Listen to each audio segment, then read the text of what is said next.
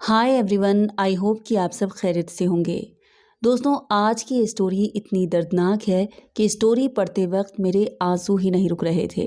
मैं चाहती हूँ कि आप ये स्टोरी एक बार ज़रूर सुने। आज मेरी आपसे एक छोटी सी रिक्वेस्ट है कि स्टोरी को आप लास्ट तक सुनिएगा। तो चलिए आज की स्टोरी शुरू करते हैं। आज की स्टोरी हमारे साथ शेयर की है नज़्म परवीन ने। ये लिखती हैं, आपी मेरा नाम नज़्म परवीन है। ये सब उस वक्त की बात है जब मैं पहली बार लंदन आई थी। उस वक्त पढ़ाई का जुनून था, बड़े सपने थे। घर वालों ने बहुत ही मुश्किल से मुझे एजुकेशन वीज़ा दिलवाया था। उस वक्त मेरे दिल में बस यही ख्वाहिश थी कि पढ़ाई पूरी करूं और कुछ बनकर दिखाऊं। आप समझ सकती हैं, पहली बार अपना वतन छोड़कर किसी अजनबी मुल्क में जाना कैसा होता है। जब प्लेन लैंड हुआ और मैंने हीथ्रो एयरपोर्ट पर कदम रखा, तब मेरा दिल एक अजीब सी धड़कन से भर गया। चारों तरफ भागती दौड़ती भीड़ और मैं एक छोटी सी लड़की, बिल्कुल अनजान माहौल में। जब मैं एयरपोर्ट से बाहर निकली तो ठंडी हवाओं ने मुझे घेर लिया, जैसे मुझे एकदम से याद दिलाया कि मैं अपने मुल्क में नहीं हूँ। यहाँ सब कुछ नया है, यहाँ के लोग अजनबी हैं। टैक्सी में बैठते ही मैंने शीशे से जब बाहर झांका, तब ऊंची ऊंची इमारतें, चमकती सड़कों पर तेज रफ्तार गाड़ियां और पैदल चलते लोग मुझे बिल्कुल फिल्मी लग रहे थे। लेकिन दिल में कहीं ना कहीं खुशी थी कि मैंने ये सफ़र तय किया है, मगर कहीं ना कहीं एक अनजाना डर भी था कि क्या मैं ये सब संभाल पाऊंगी, क्या मैं इस नए शहर में अकेली रह पाऊंगी। इसी उधेड़-बुन में टैक्सी मुझे सीधे मेरे हॉस्टल ले आई। वहाँ पहुंचकर मुझे थोड़ी राहत मिली कि यहाँ मेरे जैसे और भी स्टूडेंट्स रहते हैं। लेकिन फिर भी वो पहला दिन मेरे लिए बहुत ही मुश्किल था। छोटा सा कमरा जिसमें बस एक बेड और एक टेबल थी, और कहाँ मैं इतने बड़े घर से आई थी। हमारे यहाँ तो हम सारे कजिन्स एक साथ एक ही घर में रहते थे, जॉइंट फैमिली थी। आपी उस रात मैं खिड़की से बाहर बरसती बारिश को देख रही थी और अचानक मेरी आंखों से आंसू गिरने लगे। वो आंसू शायद अकेलेपन के थे या शायद घर की याद। मैं सोच रही थी कि काश कोई अपना यहाँ होता जिससे यहाँ मैं अपने दिल की बात कह पाती। मगर कहते हैं ना, किस्मत अपना रास्ता खुद बना लेती है। अगले दिन जब यूनिवर्सिटी में ओरिएंटेशन प्रोग्राम था तो मेरी मुलाकात मायशा से हुई। आपी वो लड़की मेरे लिए अल्लाह ताला की भेजी हुई एक राहत थी। वो बहुत ही प्यारी थी। उसके गोरे रंग पर मासूम सी मुस्कान और आंखों में एक अजीब सी चमक थी। उसने जैसे ही जाना कि मैं पाकिस्तान से हूँ, उसने मुझे गले से लगा लिया। आपी उसके लफ्ज़ों में इतना अपनापन था, वही अपनापन था जिस अपनेपन की मुझे तलाश थी। मुझे लगा कि इस अजनबी शहर में अब मुझे एक सच्चा साथी मिल गया है। यूनिवर्सिटी के पहले दिन ही हम दोनों साथ बैठ गए। क्लास ख़त्म हुई तो कैफेटेरिया में कॉफ़ी पीने गए। मायशा इतनी बातें करती थी कि मैं अपना अकेलापन भूल ही गई। धीरे धीरे हमारी दोस्ती इतनी गहरी हो गई कि लोग हमें एक दूसरे का साया कहने लगे। कुछ दिन बाद हॉस्टल का कमरा भी हमने शेयर कर लिया। हम लोग रात को देर तक बातें करते, एक दूसरे को अपने अपने घर के किस्से सुनाते। हंसना रोना सब कुछ अब हम साथ ही करने लगे थे। आपी मायशा वाकई बहुत ही मासूम थी। कभी कभी मुझे लगता कि वो इस दुनिया की चालाकियों से बिल्कुल अनजान है। उसका दिल साफ था, बिल्कुल प्योर शीशे जैसा, और शायद इसी मासूमियत ने उसकी ज़िंदगी को बाद में एक बहुत ही बड़ी मुसीबत में डाल दिया। लंदन में हमारा रूटीन कुछ यूं हो गया था कि सुबह क्लास होती, उसके बाद हम दोनों दोपहर को सीधे कैफेटेरिया या फिर लाइब्रेरी जाते और वीकेंड पर घूमने निकल जाते थे। हम दोनों अक्सर नदी के किनारे चले जाते और वहाँ बैठकर घंटों बातें करते रहते। ये सब हमारी आदत बन गया था। आपी वो वक्त मेरी ज़िंदगी का सबसे खूबसूरत वक्त था। सब कुछ नया था, लेकिन सब कुछ बहुत ही खूबसूरत था। मैं सोचती थी कि काश ऐसे ही दिन चलते रहें, मगर खुशियाँ हमेशा कहाँ टिकती हैं। वो सर्दी की शाम थी। बारिश थोड़ी देर पहले ही थमी थी और सड़कें बिल्कुल गीली लाइट में चमक रही थी। मैं और मायशा हॉस्टल लौट रहे थे और तभी अचानक मैंने महसूस किया कि कोई हमारा पीछा कर रहा है। आपी उस दिन बारिश की वजह से अंधेरा बहुत जल्दी ही हो गया था। मैंने पीछे मुड़कर देखा तो एक परछाई सी नजर आई। उसे देखकर मैं डर गई, मगर मायशा ने हंसकर कहा, तुझे हर जगह हॉरर मूवीज ही दिखती हैं, चल चल अब जल्दी चल, देर हो रही है। मैंने उस वक्त उसकी बात टाल दी, मगर मेरे दिल में कहीं ना कहीं एक बेचैनी बैठ गई थी। और फिर हॉस्टल पहुंचकर एक अजीब सा वाकया हुआ। हम दोनों जब कमरे में दाखिल हुए तो देखा कि हमारे कमरे की खिड़की खुली हुई थी, जबकि सुबह हमने उसे बंद किया था। मायशा मुझसे मजाक करने लगी, लगता है कि तुम्हारा कोई भूत यहाँ वेलकम करने आया है। हम दोनों उस वक्त तो हंस दिए। आप ही उस रात मैंने सोचा कि शायद ये मेरा वहम है, मगर अब जब मैं पीछे मुड़कर देखती हूँ तो लगता है कि ये सब कुछ महज इत्तेफाक नहीं था। हमारी ज़िंदगी में तूफ़ान धीरे धीरे दस्तक दे रहा था। हम लोग उस तूफ़ान से बिल्कुल अनजान थे। हॉस्टल के उस रूम में हम दोनों ने अपनी एक दुनिया बसा ली थी। सुबह यूनिवर्सिटी की क्लास होती, मायशा को हर वक्त लेट होने की आदत थी। मैं तो जल्दी उठ जाती थी, मगर वो घंटों अलार्म बजने के बाद भी करवटें बदलती रहती और फिर हम दोनों भागते भागते क्लास तक पहुंचते। आप ही मायशा में एक मासूमियत थी। वो छोटी से छोटी चीज़ पर भी खुश हो जाती। कभी मुझे लगता कि ये लड़की किसी और ही दुनिया से आई है। उसकी बातें सुनकर मुझे हैरत होती थी। वो अभी तक इस दुनिया की तल्ख हकीकत से बिल्कुल अनजान थी। आप ही लंदन की ज़िंदगी खूबसूरत भी थी और बहुत ही मुश्किल भी। भीड़ भाड़ में भी अकेलापन काटता था।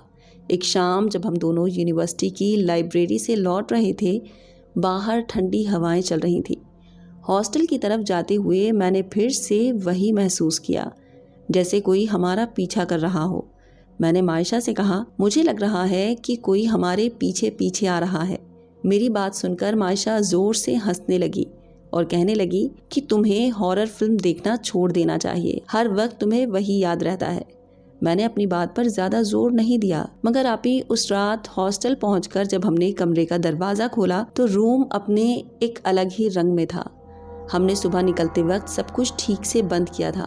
सारा रूम सेट भी था, मगर अब टेबल पर रखी किताबें ज़मीन पर बिखरी पड़ी थी। सारा रूम फैला हुआ था।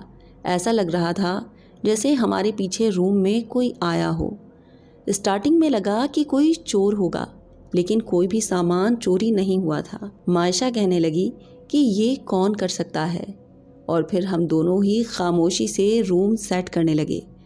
आप ही कुछ दिन ऐसे ही गुजर गए। हम दोनों अपनी अपनी पढ़ाई में खोए रहे। उन दिनों हमारे एग्ज़ाम्स भी थे। एग्ज़ाम्स के प्रेशर में वक्त का तो बिल्कुल पता ही नहीं चला। इसी बीच एक बहुत बड़ा हादसा हुआ। वो सैटरडे की रात थी। हम दोनों देर रात तक बातें करते रहे, क्योंकि नेक्स्ट डे संडे था, और फिर लाइट बंद करके सो गए। आधी रात को अचानक मेरी आँख खुली। आप ही मुझे साफ साफ महसूस हुआ कि कमरे में कोई मौजूद है। मैंने धीरे से करवट बदल कर देखा। खिड़की के पास कोई साया खड़ा था। वो साया बिल्कुल जड़ था, बिना हिले ढुले सीधा खड़ा था। मेरे हलक से डर के मारे आवाज़ तक नहीं निकली। मैंने मायशा को जगाना चाहा, मगर मुझसे आवाज़ ही नहीं दी गई।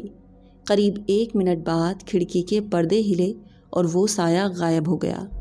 तब मैंने हिम्मत करके लाइट ऑन की, मगर कमरे में कोई नहीं था। सुबह जब मैंने मायशा को बताया तो वो फिर से मेरी बात सुनकर हंसने लगी। आप ही अगर मैं उस वक्त मायशा को ये यकीन दिला पाती कि ये सब मजाक या फिर इमेजिनेशन नहीं है, तो शायद आगे बहुत कुछ बदल सकता था, मगर मैं उसे यकीन ही नहीं दिला पाई। दिन ऐसे ही गुजरते गए। पढ़ाई के बीच में हम दोनों कभी बाहर घूमने चले जाते तो कभी हॉस्टल में ही फिल्में देखते। इन्हीं दिनों पहली बार अरबाज का नाम हमारी ज़िंदगी में आया। वो हमारी क्लास का ही स्टूडेंट था। लंबा गोरा, हमेशा सलीके से कपड़े पहनने वाला। वो अक्सर चुपचाप क्लास में बैठा रहता, ज़्यादा बातचीत भी नहीं करता था। शुरुआत में वो हमें बस एक आम सा लड़का लगा, मगर आप ही मैंने महसूस किया कि उसकी नज़रें अक्सर मायशा पर टिक जाती थीं। वो बहुत देर चुपचाप से उसे देखता रहता था। मैंने मायशा से कहा कि अरबाज तुम पर नज़र रखता है, मगर उसने कहा कि तुम्हें हर किसी में शक नज़र आता है, मुझे तो वो बहुत ही शरीफ लगता है। आप ही जब से अरबाज हमारी क्लास में आया था, मायशा का ध्यान अक्सर उसी में रहने लगा था। वो छोटे छोटे बहाने ढूंढती कि अरबाज से बात हो जाए। पहले तो बस क्लास में उससे नोट्स ही मांगा करती थी, लेकिन फिर धीरे धीरे लाइब्रेरी में भी उसके पास बैठने लगी। मैंने कई बार देखा, अरबाज बहुत ही समझदारी से, बड़े ही तमीज़ से बात करता उसकी आवाज़ धीमी और अंदाज इतना सलीकेदार होता कि कोई भी उसकी तरफ आसानी से अट्रैक्ट हो जाए। मायशा उससे और ज़्यादा अट्रैक्ट होती जा रही थी। वो हर वक्त बस अरबाज की ही बातें करती और उसी के ख्यालों में खोई रहती, और मुझे लगता कि इस पर इश्क का भूत सवार हो गया है। उस दिन हम दोनों जब हॉस्टल से निकलकर यूनिवर्सिटी जा रहे थे, तब अचानक अरबाज सामने से आ गया और मायशा से कहने लगा, चलो कॉफ़ी पीने चलते हैं। आपी, मायशा का चेहरा उस वक्त ऐसे खिल उठा जैसे किसी बच्चे को खिलौना मिल गया हो। उसने मेरी तरफ देखा जैसे कि मुझसे इजाज़त चाह रही हो, और मैंने मजबूरी में हामी भर दी। मैं उस वक्त कहती भी क्या। कॉफ़ी शॉप में अरबाज बहुत ही कम बोल रहा था, बस मायशा को ध्यान से देखता और हल्के हल्के सवाल करता, जैसे कि उसका हर राज जानना चाहता हो। और मायशा, वो तो अपनी मासूमियत में सब कुछ बयान करती जा रही थी, अपना घर, अपने सपने, यहाँ तक कि अपनी वीकनेस भी। आपी, मुझे उस वक्त लगा कि अरबाज की खामोशी ज़्यादा ख़तरनाक है। वो कुछ बोलता नहीं था, मगर उसकी आंखें बहुत कुछ कह रही थीं। दिन गुजरते गए। मायशा और अरबाज की मुलाकातें अब बढ़ने लगीं। अब वो यूनिवर्सिटी के बाद भी उसे कॉल करती, उसे मैसेज करती। मैंने उसे कई बार टोकना चाहा, मगर ये उसकी ज़िंदगी थी। उन दोनों की बातें इतनी बढ़ गई थीं कि वो दोनों ही एक दूसरे से शादी का वादा कर चुके थे। मायशा अपनी मासूमियत में एक ऐसी राह पर चल दी थी जिसकी मंजिल बहुत ही ख़तरनाक थी। आप ही, मैं जानती थी कि सब कुछ इतना आसान नहीं है, मगर मायशा अपने मासूम दिल से यकीन कर चुकी थी, और वो अब अरबाज को अपने ख्वाबों का हिस्सा बना चुकी थी। जैसे जैसे अरबाज हमारी ज़िंदगी में आ रहा था, हमारा सब कुछ बिगड़ता जा रहा था। उस दिन मायशा शाम को अरबाज के साथ चली गई। जब वो लौटी तो उसका चेहरा कुछ अलग ही कहानी कह रहा था। उसकी आंखों में कहीं ना कहीं डर था। मैंने बार बार उससे पूछा कि वहाँ क्या हुआ। उसने मुझे बस इतना ही बताया कि अरबाज का घर बहुत ही अजीब था, बहुत ही अंधेरा था वहाँ, और वहाँ उसके कुछ दोस्त भी थे। उसने बताया कि उसे वहाँ बहुत ही अजीब लग रहा था। अजीब सी बदबू सारे घर में फैली हुई थी, और उसके घर में कोई भी औरत नहीं थी। उसके बाद उसने और कुछ नहीं बताया, मगर उसकी आंखों में जो खौफ था वो देखकर मैं बहुत डर गई थी। उस रात मैंने उसे बहुत समझाया कि अरबाज जैसा नज़र आता है वैसा बिल्कुल नहीं है, वो कुछ और ही है। उसके पीछे कोई ऐसा राज छुपा है जो हमारी समझ से बाहर था। मुझे लगा कि उसे मेरी बात समझ आ रही है, मगर उसी रात आधी रात को जब अचानक मेरी आंख खुली, मैंने देखा मायशा अपने बिस्तर पर नहीं थी। कमरे का दरवाज़ा आधा खुला हुआ था और बाहर से किसी के बात करने की आवाज़ आ रही थी। मैंने धीरे से जब बाहर की ओर झांका तो मेरी रूह कांप गई। सीढ़ियों के पास अंधेरे में अरबाज खड़ा था। उसकी आंखें बिल्कुल लाल चमक रही थीं और मायशा उसके सामने बिल्कुल बुत बनी खड़ी थी। उसके चेहरे पर कोई एक्सप्रेशन ही नहीं थे। मैं उन दोनों को इस तरह देखकर खामोशी से बिस्तर पर लेट गई। अनजाने खौफ से मैं पूरी तरह कांप रही थी। मैं सोच रही थी कि अरबाज की आंखें लाल क्यों थीं और मायशा को क्या हुआ था। सुबह जब वो सोकर उठी तब मैंने मायशा से पूछा, कल रात तुम कहाँ गई थी? उसने हैरत से मेरी तरफ देखा। मैं तो सो रही थी। उसे तो कुछ याद ही नहीं था। उस वक्त मेरे दिल में और भी ज़्यादा डर बैठ गया कि ऐसा कैसे हो सकता है। मैंने अरबाज से भी पूछना चाहा, लेकिन मुझ में इतनी हिम्मत ही नहीं थी। उसके बाद हमारे साथ एक और हादसा हुआ। करीब 2 बजे जब मेरी नींद खुली, मुझे लगा कमरे में कोई है। मैंने आंखें खोली तो देखा मायशा अपने बिस्तर पर नहीं थी। मैंने डरते डरते खिड़की से बाहर झांका और आपी वहाँ जो नज़ारा था उसने मेरी रूह निकाल दी। हॉस्टल के पीछे वाले एरिया में मायशा खड़ी थी। उसके हाथ में एक कैंडल थी और वो गोल गोल घूम रही थी। उसके सामने ज़मीन पर अजीब सी लकीरें बनी हुई थी, जैसे वहाँ कोई निशान खिंचा हो, और अरबाज वो उससे थोड़ी दूरी पर खड़ा उसे देख रहा था। आपी, मैं उस वक्त पत्थर बनकर खड़ी रह गई।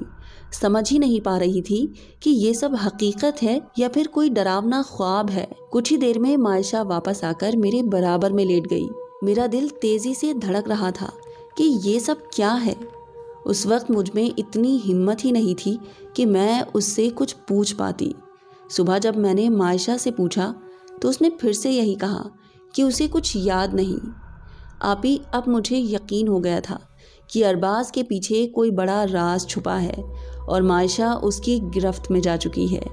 एक दिन जब मैंने मजाक मजाक में मायशा के बैग में हाथ डाला तो मैंने देखा कि एक छोटा सा पाउच है। उसमें कुछ अजीब से धागे जिनका कलर बिल्कुल अलग था, कुछ फूल और कुछ ब्लैक कलर की मिट्टी थी। मैंने हैरानी से मायशा से पूछा, ये सब क्या है? तो वो चौंकी और फिर जल्दी से पाउच मुझसे छुपाने लगी और मुझसे कहने लगी कि ये सब अरबाज ने उसे दिया है और उससे ये कहा है कि ये सब उसे बुरी नज़र से बचाएगा। और फिर धीरे धीरे अरबाज ने मेरे साथ बैठना कम ही कर दिया। वो मायशा से अकेले में ही मिलता था। मुझे नहीं पता कि वो उसे क्या बता रहा था, क्या सिखा रहा था। मायशा भी अब मुझसे चीजें छिपाने लगी थी। मायशा और मेरे बीच अरबाज की वजह से अब दूरियां बढ़ने लगी थी। मैंने कई बार सोचा कि मैं दूसरे रूम में शिफ्ट हो जाऊं, लेकिन मायशा ने मुझे नहीं जाने दिया। मायशा हर वक्त अरबाज के बताए हुए छोटे छोटे टोटके करने लगी। कभी वो आधी रात को उठकर मोमबत्तियां जलाती तो कभी कमरे में अगरबत्तियां सुलगाकर कुछ अजीब तरह की बातें बोलती। मैंने पूछा कि ये सब क्या है, तो उसने मुझसे कहा कि अरबाज कहता है कि ये सब मुझे कामयाबी दिलाएगा, इससे मेरे सारे इम्तिहान आसान होंगे। मैंने मायशा को बहुत समझाया कि ऐसा कुछ नहीं होता है, तुम अपनी पढ़ाई पर ध्यान दो, ये पढ़ाई तुम्हें कामयाबी दिलाएगी। आपी, वो मेरी बात सुनती थी, लेकिन अरबाज का कंट्रोल उस पर इतना हो गया था कि वो उसी के इशारों पर चलती थी। मैंने भी अब मायशा को बचाने का ठान लिया था। उस रात जब मायशा ने आधी रात में बाहर जाने की कोशिश की तो मैंने उसे रोक लिया। इस वक्त तुम बाहर नहीं जाओगी। लेकिन उसने खामोशी से मुझसे अपना हाथ छुड़ाया और दरवाजे से बाहर निकल गई। मैं उसे इस तरह से जाते हुए देखती रह गई, लेकिन मैं भी ठान चुकी थी कि उसे अकेला नहीं छोड़ूंगी। इसलिए रात के अंधेरे में डरते डरते उसके पीछे गई। हॉस्टल के गलियारे अंधेरे में डूबे हुए थे। बाहर बहुत ही ठंडी हवा चल रही थी। मायशा आगे थी और मैं उससे कुछ दूरी पर थी। सीढ़ियां उतरते ही मैंने देखा अरबाज दरवाजे के पास खड़ा है। मायशा को देखते ही उसने आगे की ओर कदम बढ़ा दिए और मायशा चुपचाप उसके पीछे पीछे चलने लगी, जैसे कोई नींद में चल रहा हो। मैं भी थोड़ी दूरी पर छुपकर उनके पीछे चलती रही। हॉस्टल के पीछे एक पुराना गार्डन था जो बिल्कुल वीरान था। वहाँ कोई आता जाता नहीं था। अंधेरे में वो जगह किसी कब्रिस्तान जैसी लग रही थी। मैंने देखा कि वहाँ कोई और भी था, शायद वो अरबाज का ही साथी था। उसका चेहरा इतना खौफनाक था कि मैं बयान ही नहीं कर सकती। उसकी आंखें अंदर धसी हुई थी, होंठ भी बिल्कुल काले थे, जैसे कि काला धुआं सा जमा हो। देखने में वो कोई तांत्रिक जैसा लग रहा था। वो तीनों अब एक जगह खड़े थे और मैं बहुत दूर एक बिल्डिंग की आड़ में थी। मायशा ज़मीन पर नीचे बैठ गई और तब उस तांत्रिक ने अपने बैग से एक परिंदा निकाला जो बुरी तरह फड़फड़ा रहा था। उसने उसी वक्त चाकू से उसकी गर्दन काट दी और उसका ब्लड एक प्याले में जमा करने लगा। आपी, आपको कैसे बताऊं कि उसने वो प्याला मायशा को दे दिया और मायशा उसे पी गई। ये सब देखकर मुझे पसीने आ रहे थे। आपी, मेरी सांसें अटक गईं। मैं चीखना चाहती थी मगर आवाज़ मेरे गले में ही अटक गई। मैं कांप रही थी मगर मैंने अपने आप को रोका। अगर मैं उस वक्त उनके सामने चली जाती तो ना जाने वो लोग मेरा क्या करते। कुछ ही देर में वो लोग वहाँ से चले गए और मैं वहाँ बैठी अभी भी कांप रही थी। घर आकर वो चुपचाप सो गई और मैं डर के मारे सारी रात जागती रही। उस रात के बाद से मायशा पूरी तरह बदल गई। वो पहले जैसी हंसमुख और मासूम लड़की अब नहीं रही थी। अब उसके चेहरे पर पीलापन छा गया था। आंखों के नीचे गहरे काले निशान हो गए थे। हम दोनों ने अब साथ बैठना बिल्कुल बंद कर दिया था। वो मुझसे बहुत ही कम बात करती थी। कभी अचानक उसकी आंखें तेज लाल हो जाती। कुछ दिन बाद हॉस्टल में हालात और भी बिगड़ गए। अजीब से हादसे होने लगे। कभी रात को अचानक दरवाजे पर जोर जोर से दस्तक होती और जब मैं दरवाज़ा खोलती तो बाहर कोई नहीं होता। मैं उस वक्त हॉस्टल से हटना चाहती थी लेकिन कोई और रूम खाली ही नहीं था। मुझे ऐसा लग रहा था कि मुझे मायशा के साथ उस रूम में बांध दिया गया है। ऐसा लग रहा था कि मौत धीरे धीरे करीब आ रही है। कोई समझने वाला ही नहीं था। सबसे बड़ा सदमा मुझे उस दिन लगा जब क्लास के बीच मायशा अचानक उठी और जोर जोर से चिल्लाने लगी, मुझे छोड़ दो, मुझे छोड़ दो। सारी क्लास दंग रह गई। उसके हाथ पांव ऐसे मरोड़ खा रहे थे जैसे कोई ताकत उसे अपनी ओर खींच रही हो। क्लास के स्टूडेंट्स ने मिलकर उसे पकड़ा, मगर उसकी ताकत उस वक्त इंसानों जैसी नहीं थी। 4-4 लड़कियां उसे पकड़ रही थी और फिर भी वो छूट जा रही थी और फिर वो बेहोश होकर गिर गई। कॉलेज में सबको लगा कि ये सब स्ट्रेस की वजह से हुआ है, मगर मैं जानती थी कि ये सब स्ट्रेस नहीं था, ये कुछ और ही था। अगली सुबह जब मैंने उससे बात करने की कोशिश की तो उसने मेरी तरफ बहुत ही अजनबी नजरों से देखा। मैंने उसका हाथ पकड़कर प्यार से कहा, अरबाज तुम्हें बर्बाद कर रहा है, तुम उसके जादू की गिरफ्त में फंस चुकी हो, वो एक दिन तुम्हें मार डालेगा। मगर उसने मेरा हाथ झटक दिया और बहुत ही खामोशी से बोली, तो तुम्हें ये सब मालूम है? मैं हैरान थी कि मायशा ये सब पहले से ही जानती थी। फिर वो कहने लगी, इसमें कुछ गलत नहीं है, ये सब मेरे और अरबाज के लिए ही है और मैं अरबाज के लिए कुछ भी कर सकती हूँ। उसे तो अरबाज पर अंधा यकीन था।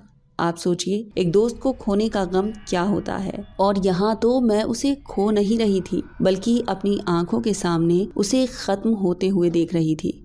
उस पल मेरी आंखों में आंसू आ गए। सारी बातें मेरे सामने क्लियर थी कि अरबाज मायशा को कंट्रोल कर रहा था, लेकिन किस लिए? ये मेरे लिए सबसे बड़ा सवाल था।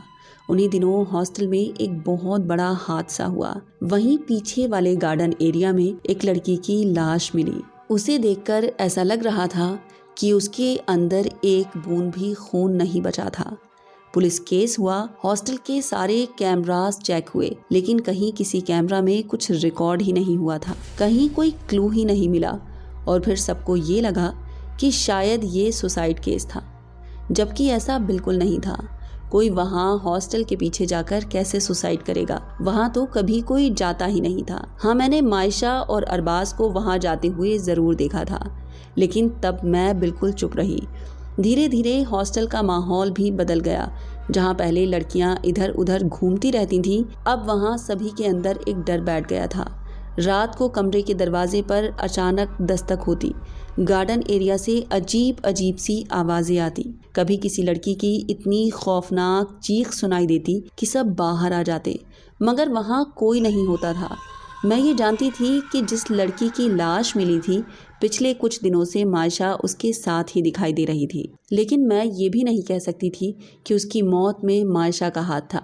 मायशा मेरे सामने कुछ जाहिर ही नहीं करती थी, लेकिन वो नर्वस ज़रूर लग रही थी। उस दिन मैं मायशा के साथ अरबाज के यहाँ गई।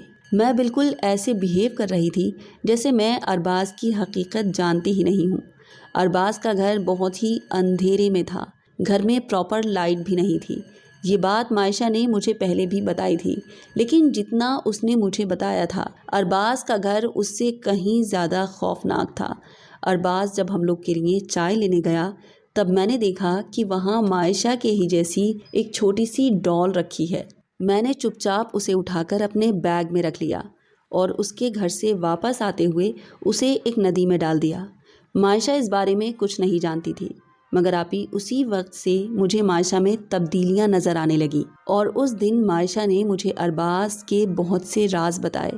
उसने बताया कि अरबाज एक अघोरी से मिला हुआ है, दोनों मिलकर अपनी ताकत बढ़ाना चाहते हैं। उसने मुझे बताया कि अरबाज को बहुत से पैसे की चाहत है और इसलिए वो इस अघोरी के साथ रहता है, क्योंकि वो शॉर्टकट से पैसा कमाना चाहता है।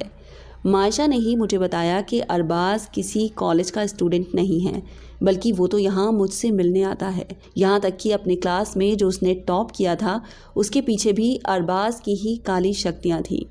मैं ये सब सुनकर बहुत ही हैरान थी, लेकिन सबसे बड़ी हैरानी की बात ये थी कि मायशा ये सब जानते हुए भी अरबाज के साथ थी। उन्हीं दिनों हमारे कॉलेज में प्लेसमेंट के लिए कुछ कंपनीज आई थी और मायशा का सिलेक्शन बहुत ही अच्छी मल्टीनेशनल कंपनी में हो गया।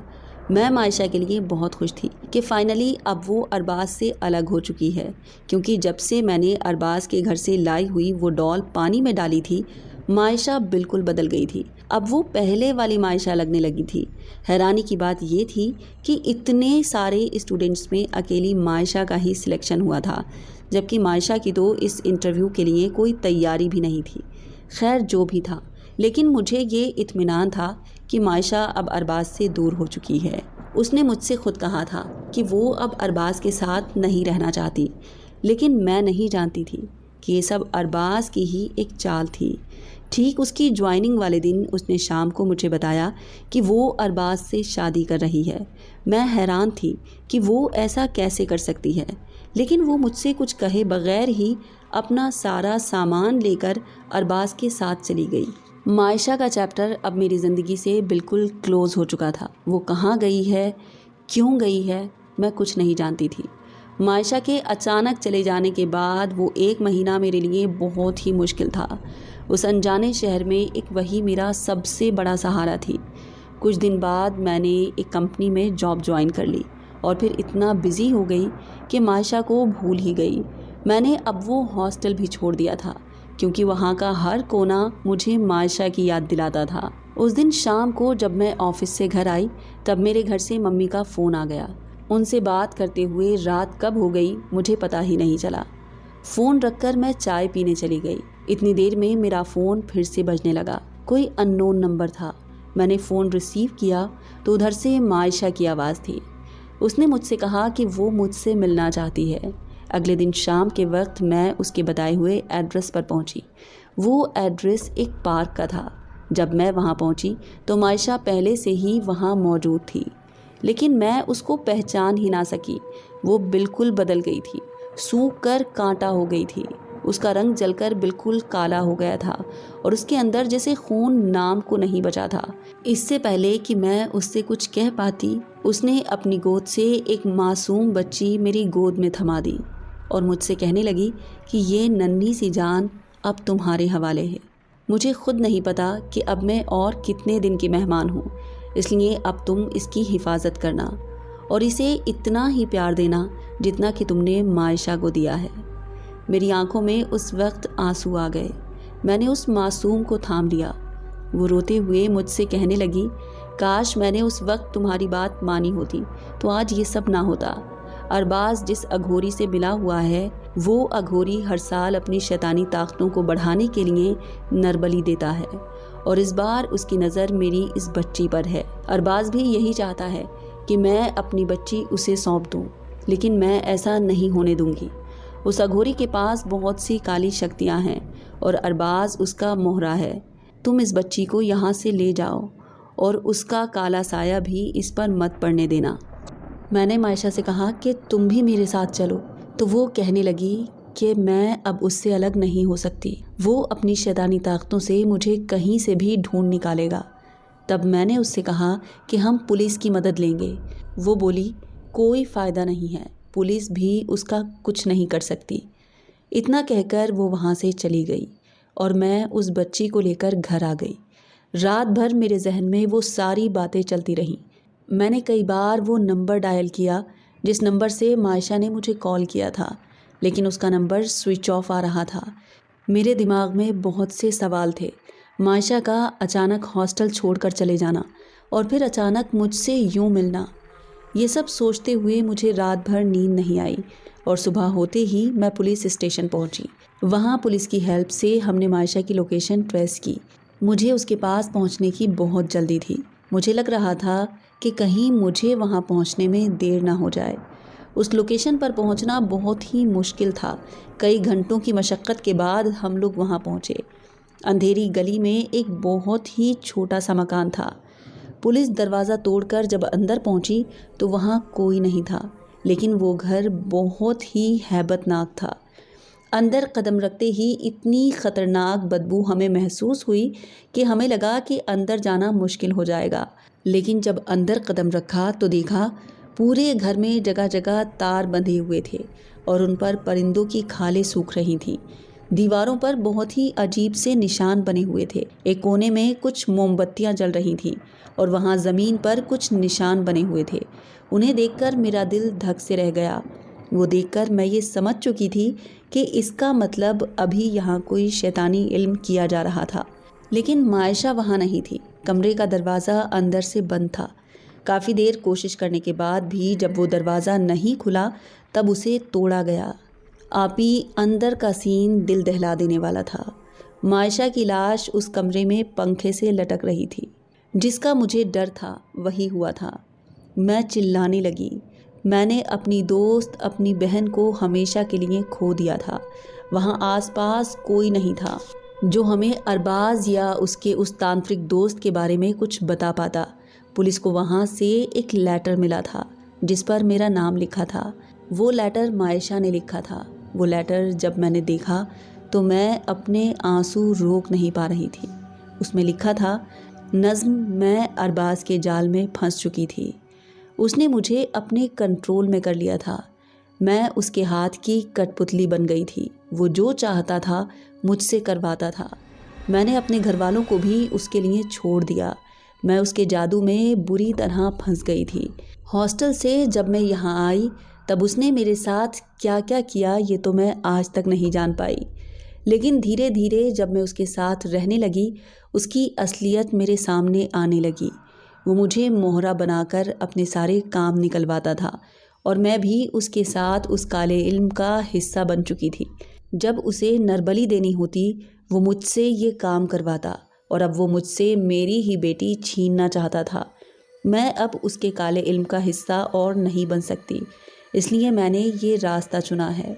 मैं जानती थी कि तुम मुझे यहाँ ढूंढती हुई ज़रूर आओगी, लेकिन तुम्हारी इस दोस्त ने जिस रास्ते को चुना था उसकी सज़ा भी तो उसे मिलनी ही थी, और ये मेरी सज़ा है। तुम मेरी बेटी का बहुत ही ख्याल रखना और उसे एक माँ की कमी कभी महसूस नहीं होने देना। तुम्हारी मायशा। आप ही वो लेटर आज भी मेरे पास है। इस बात को ज़माना गुजर चुका है और मायशा अब बड़ी हो चुकी है। मैंने उसका नाम मायशा ही रखा है। वो बिल्कुल अपनी माँ पर गई है। उसके 2 भाई हैं, यानी मेरे 2 बेटे भी हैं। मायशा मेरी सबसे बड़ी बेटी है और सबसे लाडली भी है। मैं और मेरे हस्बैंड, हम दोनों ही उससे बहुत प्यार करते हैं। इनकी स्टोरी बहुत ही दर्दनाक थी। आई होप कि आपको स्टोरी पसंद आई होगी। अगर पसंद आई हो तो वीडियो को लाइक, शेयर और सब्सक्राइब कीजिएगा।